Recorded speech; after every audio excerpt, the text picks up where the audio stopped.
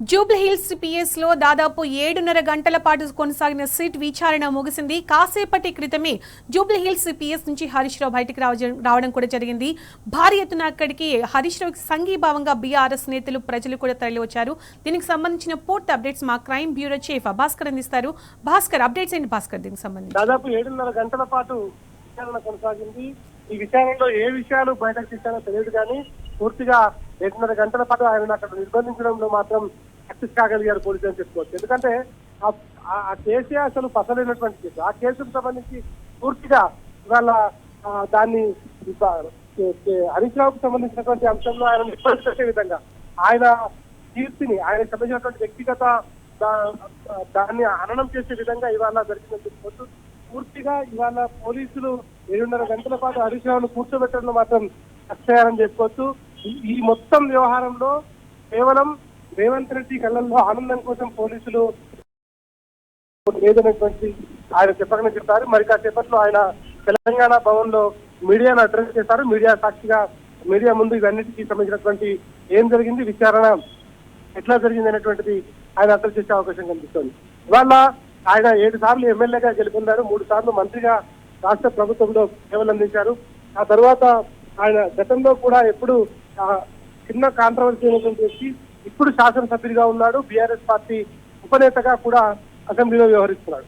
ఆయనకు సంబంధించినటువంటి వ్యవహారంలో తన శాసనసభ్యుడిగా ఆయనకు సంబంధించినటువంటి హక్కులను కాలరాసే విధంగా ఇవాళ ప్రభుత్వం చేస్తున్నటువంటి దమనకాండ ఏదైతే దానికి పోలీసులు వంత పాడుతున్నటువంటి పరిస్థితి. ఎందుకంటే కనీసం న్యాయవాదిని అన్సిక్స్టీ టీఆర్పీ సెక్షన్ ఏం చెప్తుంది అంటే చాలా స్పష్టంగా వచ్చినటువంటి వ్యక్తిని ఆయనకు సాక్షిగా మాత్రమే విచారిస్తారు.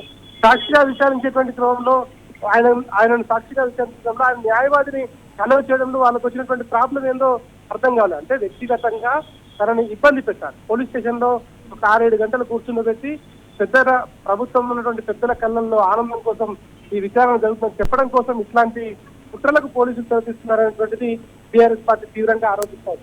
ఇవాళ మొత్తం ఏ అంతా కూడా బీఆర్ఎస్ పార్టీ నాయకులు, బీఆర్ఎస్ పార్టీ వర్కింగ్ ప్రెసిడెంట్ తో సహా అందరూ తెలంగాణ భవన్ జూబ్లీహిల్స్ లోనే ఇవాళ హరీష్ రావుకు జరుగుతున్నటువంటి విచారణ కార్యక్రమంలో వాళ్ళు వచ్చి ఇక్కడ హరీష్ రావుకు మద్దతుగా నిలబడుతున్నారు.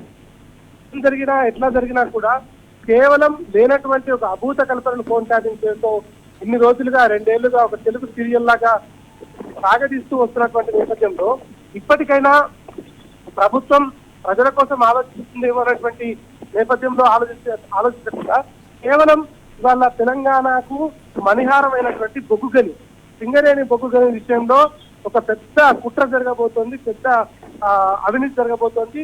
దాన్ని అడ్డుకట్ట వేయడానికి హరీష్ రావు నిన్న మీడియాకు మాట్లాడితే, ఉదయం మాట్లాడితే సాయంత్రం నోటీసులు ఇచ్చారు.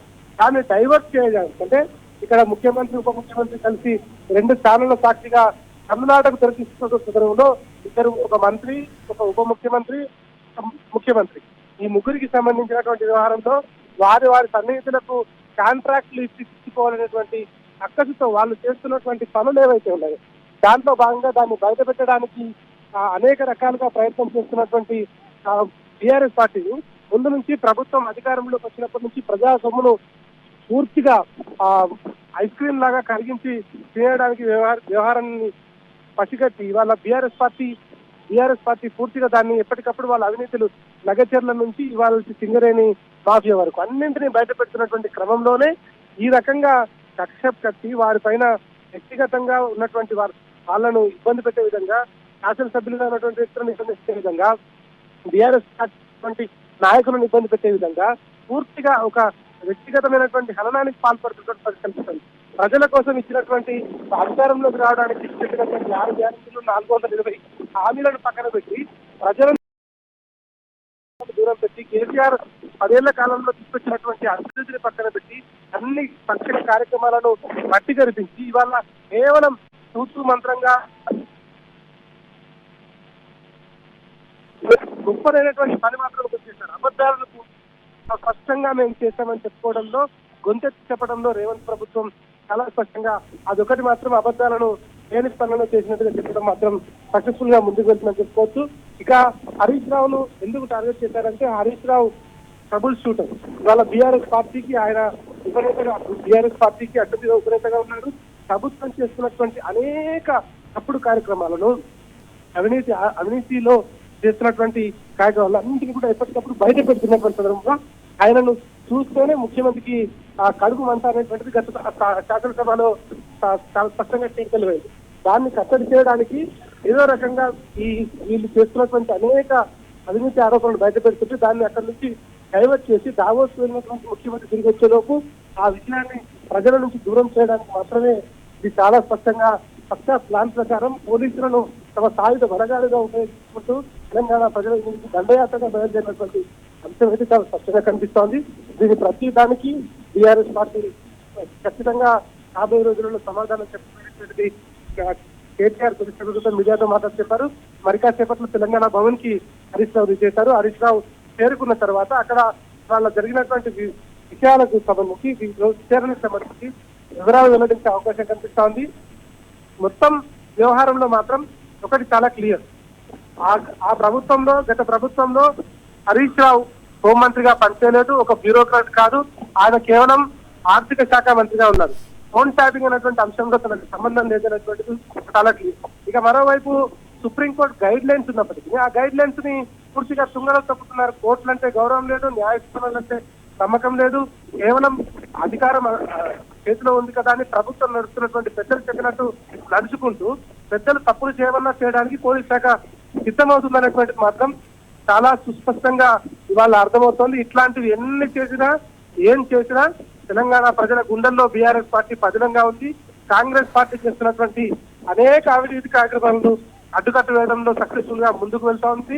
ఇంతే కాకుండా వాళ్ళు రేపు పొద్దున చేసినటువంటి అన్ని అవినీతి కార్యక్రమాలను త్వరలోనే బయటపెట్టాలని కూడా బీఆర్ఎస్ పార్టీ చెప్తున్నటువంటి పరిస్థితి చాలా స్పష్టంగా కనిపిస్తోంది. మరి కాసేపట్లో మీడియాను అడ్రస్ చేస్తున్నటువంటి మాజీ మంత్రి హరీష్ రావు వాళ్ళ విచారణకు సంబంధించి ఎట్లాంటి వివరాలు వెల్లడిస్తారో చూడాల్సినటువంటి అవసరం కనిపిస్తోంది. 7:30 గంటల పాటు ఒక సీనియర్ శాసనసభ్యుని 3 సార్లు మంత్రి 7 సార్లు శాసనసభ్యుడిగా పనిచేసినటువంటి వ్యక్తి ఆయన శాసనసభ్యుడికి సంబంధించినటువంటి ప్రామాణిక సూత్రాలను కూడా డిస్టర్బ్ చేసే విధంగా ఆయన వ్యక్తిగత హరణానికి పాల్పడుతూ తన న్యాయవాదిని కూడా లోపలికి పంపించకుండా జరిగినటువంటి ఎంక్వైరీకి సంబంధించి వాళ్ళ పూర్తిగా ప్రభుత్వం శాసనసభ్యుల హక్కులను కాలరాస్తుందని చెప్పడానికి ఇవాళ జరిగినటువంటి ఇన్సిడెంట్ ఒక ఉదాహరణ.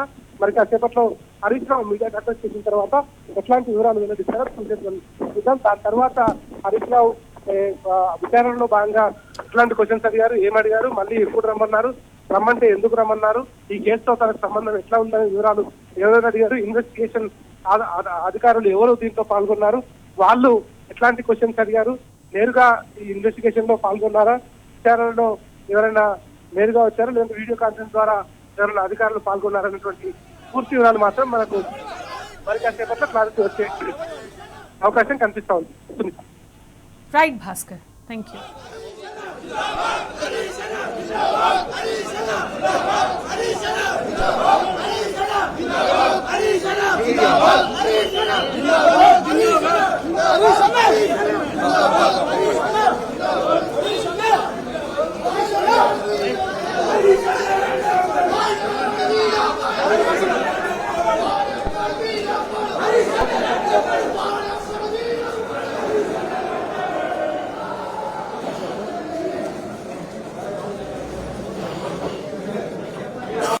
సైడ్ జరగాలి, సైడ్